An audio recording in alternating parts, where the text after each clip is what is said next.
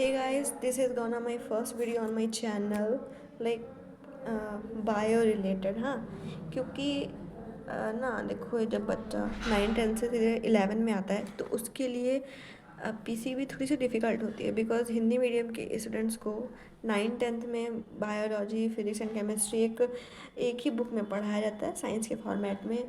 उसके लिए अलग अलग सब्जेक्ट्स नहीं होते हैं वो, ठीक है। फिर जब वो 11 में आता है, इतनी मोटी मोटी बुक देख के बच्चा वैसे ही डर जाता है कि अब कैसे क्या होगा। ऊपर से बायोलॉजी के कुछ नेम फार्मूलाज, उसमें भी फार्मूला होते हैं, साइंटिफिक नेम, ये सब बच्चों का और ही दिमाग ब्लास्ट कर देते हैं, ठीक है।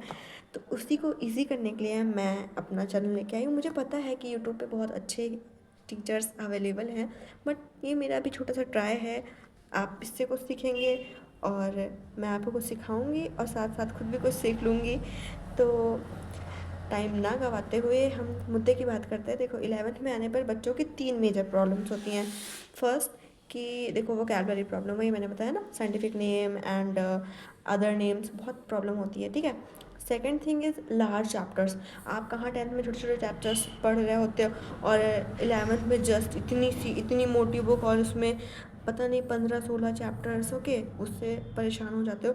थर्ड, एनसीईआरटी ने सब इतना कॉम्प्लेक्स कर रखा है कि बच्चा एकदम डर जाता है, ठीक है। ऐसा कुछ डरने वाली बात है नहीं। रेफरेंस बुक है तो काफ़ी अच्छी बात है, नहीं है तो मैं यहाँ पर हूँ आपको सब क्लैरिफाई करने के लिए। तो देखो, एनसीईआरटी को जो कॉम्प्लेक्सिटी है उसको मैं यहाँ पर मिटा दूँगी, बस आप मेरे साथ जुड़े रहिएगा, ठीक है। तो हम टाइम ना गवाते हुए सबसे पहले अपनी यूनिट फर्स्ट की तरफ चल देते हैं। ये क्लास 11th की बायोलॉजी की बुक है। जिसके पास नहीं है, मैं इसका अपने इंस्टाग्राम चैनल पे पिक्चर डाल दूँगी। लाइक हर एक चैप्टर के टॉपिक वाइज मैं आपको फ़ोटो क्लिक करके देती रहूँगी। साथ में नीट लेवल के PYQ भी अपडेट करती रहूँगी, क्योंकि बच्चा साथ साथ ही बोर्ड्स में कुछ रखा नहीं हुआ है, जो भी डिसाइड करेगा फ्यूचर आपका कॉम्पिटिटिव एग्ज़ाम डिसाइड करने वाला है। तो इसीलिए आपको ज़्यादा फोकस उस पर ही करना है, ठीक है। तो मैं अपने ही चैनल पे PYQ अपडेट करती रहूँगी टॉपिक वाइज। हाँ, हैंड रिटन नोट्स आपको प्रोवाइड होंगे। तो चलो स्टार्ट करते। तो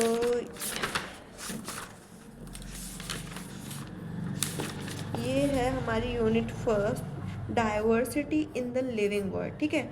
सारे ही यूनिट के अंदर, मतलब हमारे यहाँ 5 यूनिट्स हैं, सब में ही 4 5 चैप्टर से ज़्यादा 5 चैप्टर्स हैं, ठीक है। इससे ज़्यादा चैप्टर्स किसी भी यूनिट में नहीं है और डरने वाली बात नहीं है। फर्स्ट चैप्टर से ये यूनिट फर्स्ट में फर्स्ट चैप्टर है द लिविंग वर्ल्ड, ठीक है। बहुत ही अच्छा और इंटरेस्टिंग चैप्टर होने वाला है। आपने साथ साथ आप अपने लाइक एनिमल्स के बारे में जानोगे, प्लांट्स के बारे में जानोगे। बहुत ही अच्छा चैप्टर है। चलो स्टार्ट करते हैं। सबसे पहले किसी भी चैप्टर की शुरुआत होती है तो उस चैप्टर को देने वाले, उसके बारे में बताने वाले, मतलब अब तक तो आप समझ ही गए होंगे, साइंटिस्ट के बारे में बात होती है। इस चेहरे को ध्यान से देख लीजिए, यही है जिसकी वजह से आपको ये पूरा पढ़ना पड़ रहा है, बट चलो अच्छी बात है, कोई बात नहीं। ये है अर्नस्ट मेयर, ठीक है। बहुत ही लंबी उम्र लेके आए हैं, देख रहे हो आप, 100 साल जिए, 100 years के थे ये, ठीक है। So Ernst Mayr he is an German scientist, okay. Ernst,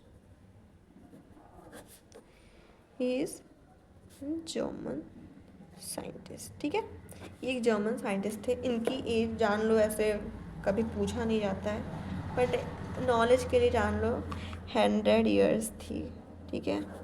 और इन्हें ना, इनकी खोज के लिए कहो या इनके ज्ञान के लिए, पता नहीं क्यों, बट इन्हें 20th सेंचुरी का डार्विन भी कहा जाता है। बहुत बड़ी बात है, बहुत फेमस साइंटिस्ट थे, नेचुरल सिलेक्शन देने वाले डार्विन जी, ठीक है। तो ये 20th सेंचुरी का डार्विन कहा जाता है। इन्होंने एक प्रिंसिपल भी दिया था जिसे कहते हैं बायोलॉजिकल स्पीसीज़, ठीक है। प्रिंसिपल था बायोलॉजिकल स्पीसीज़। बायोलॉजिकल स्पीसीज़ ये कहती है कि जो दो ऑर्गेनिज्म हैं, अगर उन्हें एक बायोलॉजिकल स्पीसीज में तभी रखा जाएगा जब उनके बीच में रिप्रोडक्टरी रिलेशनशिप होगा।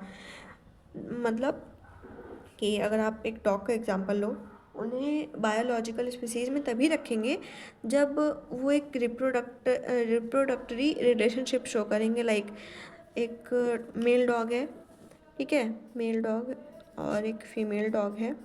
अगर इनका रिप्रोडक्टरी रिलेशनशिप है मतलब इनसे हमें एक प्रोडक्ट की प्राप्ति होती है। Product means baby dog, puppy कहते हो, तभी इन्हें हम बायोलॉजिकल स्पीसीज़ में रखेंगे। ये बात इन्होंने कही जिसे बायोलॉजिकल स्पीसीज़ कहते हैं। ये बहुत इंपॉर्टेंट है, इसको आप ध्यान से अपने दिमाग में फिट कर लीजिएगा। बाकी हैंड रिटन नोट्स में आपको प्रोवाइडेड होंगे। ओके, अब देखो, सबसे पहले ये जो द लिविंग वर्ड है, इसमें एक टर्म आ जाता है यहाँ देखो, जिसे कहते हैं टैक्सोनॉमी। हिंदी में बोलूँ तो वर्गीकी से बहुत ही इजीली आप समझ जाओगे कि इसमें ऑर्गेनिज्म को क्लासिफाइड किया जाता है, ठीक है। तो मेनली वो ऑर्गेनिज्म को क्लासिफाइड करने की जो प्रोसेस होती है उसे टैक्सोनॉमी कहते हैं। टैक्सोनॉमी वर्ड किसने दिया था? AP Candolle. देखो, साइंटिस्ट का नेम आपके कॉम्पिटिटिव लेवल के लिए तो मतलब है ही, साथ साथ बोर्ड के लिए भी पूछ लेते हैं कभी कभी कॉम्प्लेक्स करने के लिए क्वेश्चन, ठीक है। तो जो टैक्सोनॉमी है, तो ये ऑर्गेनिज्म को क्लासिफाइड करने के प्रोसेस है। ये देखो, क्लासिफाइड करने में 5 स्टेप्स आते हैं, ठीक है। First characterization, second identification, third nomenclature and fourth is classification, ठीक है। ये 5 स्टेप्स आपके आ जाते हैं और ये इन 5 स्टेप्स को ब्रीफ में पढ़ेंगे। उससे पहले एक टर्म और आ जाता है, उसे भी क्लियर करते चले। वो टर्म है सिस्टेमैटिक्स। सिस्टेमैटिक्स क्या है? देखो, टैक्सोनॉमी एक वर्ड हो गया, सिस्टेमैटिक्स। ये देखो, सिस्टेमैटिक्स जो वर्ड है एक लैटिन वर्ड होता है सिस्टेमा, उससे बनाया गया सिस्टेमैटिक्स। और ये वर्ड दिया था आपको कैरलस लिनस ने। ये बहुत फेमस साइंटिस्ट है और इनकी बुक का नाम अगर आप ध्यान दो तो इनकी बुक का नाम भी सिस्टेमा नेचुरी ही है, तो उसी से रिलेट करके ने दिया। देखो, सिस्टेमैटिक्स होता क्या है? जो सिस्टेमा वर्ड है लैटिन का, उसका मतलब होता है ऑर्गेनिज्म को व्यवस्थित करना, मतलब अरेंज्ड करना, ठीक है। तो इसी को सिस्टेमैटिक्स कहते हैं। सिस्टेमैटिक्स में 2 चीज़ ऐड होती है। Systematics equal to taxonomy plus evolutionary relationship. देखो, टैक्सोनॉमी तो अभी मैंने क्लियर की कि ऑर्गेनिज्म को क्लासिफाइड करने की प्रोसेस टैक्सोनॉमी होती है। आप सोचोगे ये इवोल्यूशनरी रिलेशनशिप क्या है? थोड़ा सा स्ट्रेंज साउंड कर रही है और चलो मैं इसे फटाक से क्लियर करती हूँ बहुत ही इजी एग्जांपल से। जो हमारे एंसेस्टर्स रहे हैं, देखो उनको छोड़ते हैं, अभी आपकी जो बॉडी है उसमें अगर आपने थोड़ा बहुत पढ़ा होगा तो आप ये तो जानते होंगे ना, आपकी बॉडी में अपेंडिक्स पाया जाता है, ऑब्वियसली जानते ही होंगे। हाँ, तो जो हमारे एंसेस्टर्स हैं उनकी बॉडी में अपेंडिक्स क्यों पाया जाता था, ये पता है? देखो, हमारे जो स्टार्टिंग के एंसेस्टर्स थे उन्हें ये मांस वगैरह, मीट, इस सब का पता नहीं था ज़्यादा, तो वो लोग ना हरी साग सब्जी, पत्ती, यही सब खाते थे। तो ना उनके बॉडी में उसको डाइजेस्ट करने के लिए जो साग सब्जी होती थी, अपेंडिक्स पाया जाता था, वो डाइजेस्ट करता था उसे, ठीक है। और जब धीरे धीरे उनका डेवलपमेंट हुआ, विकास होता गया, इवोल्यूशन बढ़ता गया ना, तो फिर हमारे एंसेस्टर्स ने ना मीट खाना शुरू कर दिया। और एक टाइम था कि उन्होंने पूरा पत्ती वत्ती खाना छोड़ दिया था, सिर्फ वो मीट खाते थे, ठीक है। इस वजह से उनका जो अपेंडिक्स था वो वर्क करना बंद कर दिया था और धीरे धीरे ऐसे करते ही वो निष्क्रिय हो गया, ठीक है। और अब वो हमारी बॉडी में as a vestigial organ, vestigial मतलब अवशेषी, अवशेषी अंग, vestigial organ, as a vestigial organ पड़ा हुआ है हमारे बॉडी में, उसका कोई यूज़ नहीं है। बट ये एक रिलेशन शो करता है हमारा हमारे एंसेस्टर्स से। तो ये जो रिलेशन ही है, ये रिलेशन ही इवोल्यूशनरी रिलेशनशिप कहलाता है, जो शो करता है कि हम कहीं ना कहीं हमारे अंदर इवोल्यूशन हुआ है, इससे और हमारे मतलब एंसेस्टर से हम जुड़े हुए हैं, डायरेक्टली इनडायरेक्टली आप जो भी कहो, बट हमारा विकास हुआ है, ये शो करता है। इसी को कहते हैं इवोल्यूशनरी रिलेशनशिप। देखो, अब जो आपके 5 ब्रीफ में टॉपिक्स हैं, कैरेक्टराइजेशन, टैक्सोनॉमी के अंदर कैरेक्टराइजेशन, नॉमेनक्लेचर, क्लासिफिकेशन, आइडेंटिफिकेशन, इसको मैं क्लियर कर दूं। कैरेक्टराइजेशन क्या होता है? पहला इस टॉपिक के अंदर characterisation.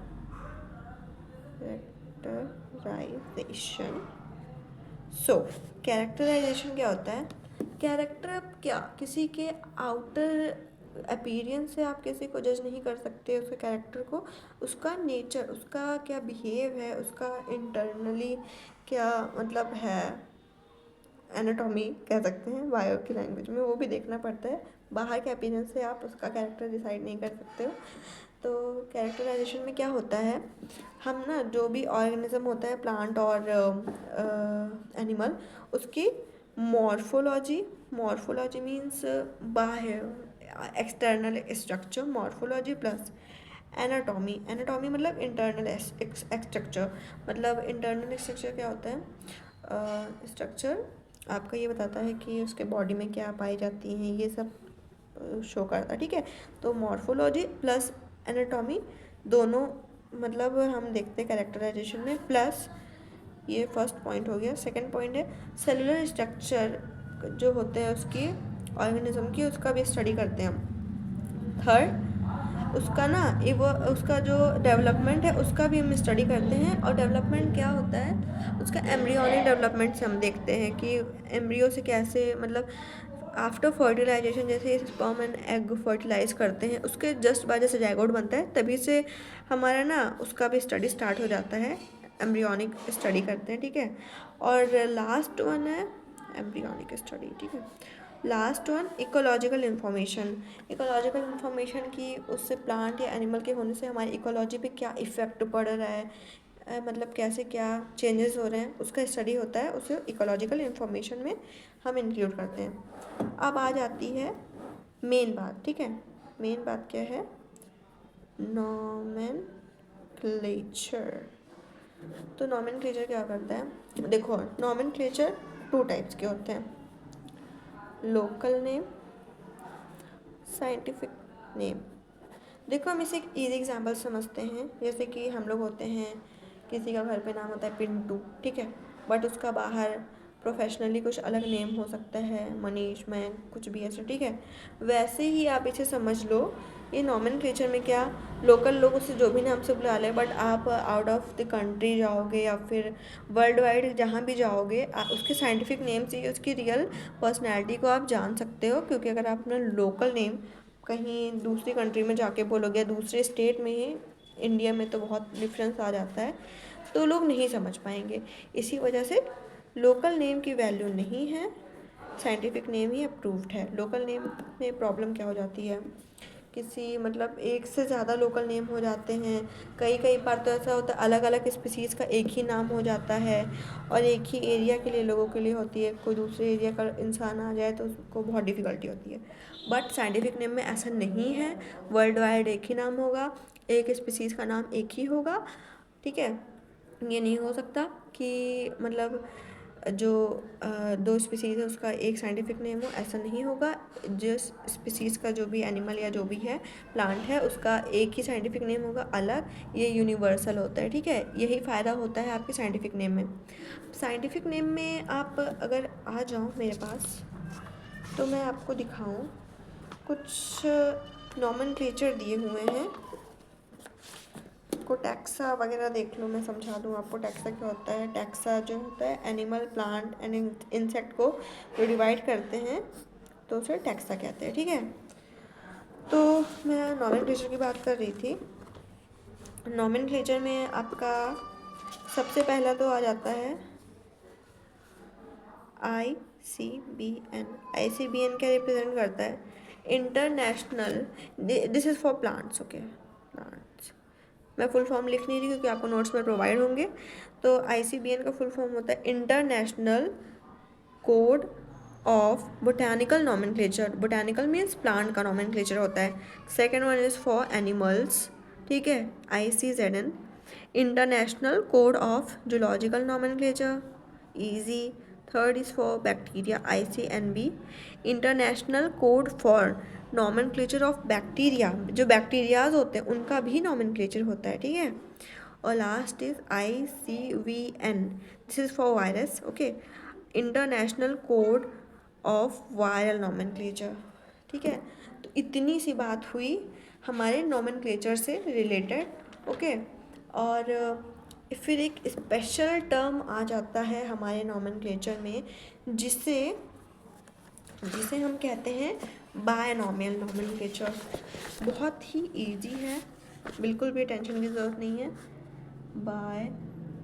Binomial nomenclature, binomial nomenclature हमारे कैरलस सर ने दिया था, कैरोलस लीनियस, ओके, लीनियस नामक साइंटिस्ट ने दिया था। देखो, तो बायनॉमियल नॉमेनक्लेचर में हम किसी भी स्पीसीज, फॉर एग्जांपल में हम ह्यूमन लेते हैं, इसका साइंटिफिक नेम है होमो सेपियंस। देखो, होमो सेपियंस है हमारे ह्यूमन का नाम। इसमें हमारा फर्स्ट जो होता है, जो भी फर्स्ट वर्ड है, ये जीनस को रिप्रेजेंट करेगा, और जो सेकंड वन है ये स्पीसीज को रिप्रेजेंट करेगा। This is for genus, this is for species. Genus means वंश, स्पीसीज मीन्स जाति, ठीक है। ऐसे ही अगर आप मैंगो का ले लो, आम, उसका साइंटिफिक नेम होता है मैंगी फेरा इंडिका, ओके। अब आप सोच रहे हो कि मैं ये इसको कैपिटल में लिख रही हूँ, इसे स्मॉल में लिखा, अंडरलाइन क्यों किया, पॉइंट क्यों लगाया, इसकी भी एक रीज़न है, ये एक नियम है इसमें। देखो, इसमें क्या होता है, जो भी अगर साइंटिफिक नेम होता है इटैलिक लैंग्वेज में लिखते हैं। अब हम लोग इटैलिक हैंड राइटिंग में लिखते हैं, सॉरी, बट हम लोग इटैलिक हैंड राइटिंग में नहीं लिख सकते हैं। तो बेसिकली हमें क्या करना होता है, हमें कोई भी वर्ड लिख करके उसे डायरेक्ट अंडरलाइन करना है। ये नहीं कि जैसे कि यहाँ जी लिखा है तो उसे थोड़ा अंडरलाइन किया फिर ऐसे गैप करके, नहीं, पूरा अंडरलाइन करते हैं, ठीक है। और दो वर्ड के बीच में यहाँ डॉट लगा देते हैं। तो ये जो आपका जीनस होता है इसको कैपिटल लिखते हैं, स्पीसीज होता है इसका पहला वर्ड स्मॉल लिखते हैं, ओके। और ना कई जैसे कि लिखते नहीं है, वैसे आप लिख सकते हो कभी कभी, जैसे कि मैंगी फेरा इंडिका, इसमें लिन लगा देते हैं, आई डोंट नो व्हाई लिन लगा देते हैं, ठीक है। तो जो आपका थर्ड नेम होता है ये ऑथर को रिप्रेजेंट करता है। ऑथर यहाँ पर साइंटिस्ट से है जिसने मतलब जो भी इसको दिया उसको रिप्रेजेंट करता है, ठीक है। तो यहाँ पर लिन लगा है, मीन्स कैरलस लीनियस साइंटिस्ट ने दिया, इसको रिप्रेजेंट कर रहा है। यहाँ एक टर्म आ जाता है टो एक टर्म है टोटोनिम, ठीक है। टोटोनिम उन मतलब एनिमल्स के लिए होता है जिनका जीनस एंड स्पीसीज सेम होती है। फॉर एग्ज़ाम्पल मैं यहाँ चूहा लूँ, तो चूहा का होता है रैटस, ठीक है। जीनस एंड स्पीसीज सेम है, तो इसी वजह से इसको टोटोनिम कहा जाता है। और ऐसे ही कोबरा का होता है नाजा, तो उसका भी सेम ऐसे ही लिखते हैं। अब इसमें एक चीज़ आ जाती है कि ना टोटोनिम सिर्फ प्लांट्स के लिए वैलिड है, एनिमल्स के लिए नहीं। प्लीज़ ये जो नॉइज़ आ रहा है इसे प्लीज़ अवॉइड करें। मैं एज सुन एज पॉसिबल होगा मैं माइक लेने का ट्राई करूँगी प्लीज़, और नॉइज़ हो रही है तो आई एम सो सॉरी। तो ऐसे कोबरा का अगर लें हम, कोबरा इसका होता है नाजा, ठीक है। बट ये रूल सिर्फ एनिमल्स के लिए, only valid only for animals, not for plants, okay. इसके आगे का जो भी हमारा जो टॉपिक बचा है, क्लासिफिकेशन, आइडेंटिफिकेशन एंड कैरेक्टराइजेशन नहीं, आइडेंटिफिकेशन एंड क्लासिफिकेशन, ये मैं आपको नेक्स्ट वीडियो में प्रोवाइड करा दूँगी, ठीक है। आपको अगर हैंड रिटन नोट्स चाहिए तो आप इंस्टाग्राम चैनल पे जा सकते हो। मेरा इंस्टाग्राम चैनल है NCERT बायो ईज @ स्टार्टिंग में लगेगा, ठीक है। वहाँ पर आपको जितना भी मैंने आज पढ़ा है हैंड रिटन नोट्स मिल जाएंगे। बायोलॉजी के यहाँ तक के जितने भी टॉपिक हैं उसका पेज की फ़ोटो मिल जाएगी। एंड इस टॉपिक के अगर PYQ होंगे तो मैं अपडेट कर दूँगी, अदरवाइज़ ये टॉपिक कंप्लीट होते ही मैं PYQ अपडेट कर दूँगी। Thank you for watching my video. अच्छा लगे तो प्लीज़ शेयर करना, मेरे को सपोर्ट करना, बिकॉज आप सपोर्ट करोगे तो और भी बच्चों का भला होगा। Okay, thank you for the day. ऐसे ही कनेक्ट रहो, कल लेकर आएंगे हम नया लेक्चर। Thank you.